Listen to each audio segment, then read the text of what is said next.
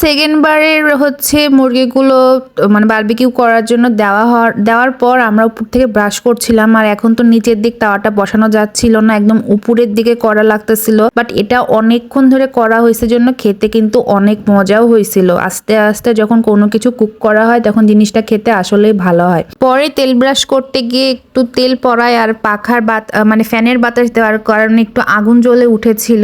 আর আগুনে আমরা একটু মানে আগুন তাপাচ্ছিলাম আর কি। যাই হোক, এরপর আবার দিতে হচ্ছে মশলা হলো ব্রাশ করছিল আর তেল দিচ্ছিল। এই তেলগুলো দেওয়ার কারণে আগুনগুলো এরকম জ্বলে জ্বলে উঠতেছিল। তো পরে হচ্ছে আগুন নেভানো হয় এবং আমাদের বারবিকিউ বলতে গেলে প্রায় রেডি। আমি হচ্ছে আবার উল্টায় দিয়ে এখন সবগুলোতে ভালো মতন মশলা আর তেল ব্রাশ করে দিচ্ছিলাম। এই কাজটা করতে আসলে আমার অনেক ভালো লাগে, বাট একটু চোখ জ্বলে যায় এই আর কি। তো এই তো এখন মোটামুটি রেডি বলতে গেলে বারবিকিউ। আর হচ্ছে আমরা এখন একটু উলট পালট করে দিচ্ছিলাম, দেখতেছিলাম যে কোন দিকে কুক হয়নি সেই দিকগুলো একটু আগুনের কাছে বা কয়লার কাছে আর কি দেওয়ার চেষ্টা করতেছিলাম। তো এইভাবে করতে করতে আসলে বলতে গেলে বারবিকিউ রেডি হয়ে গেল। আর তারপর আমরা এগুলো হচ্ছে তুলে নিচ্ছিলাম প্লেটে।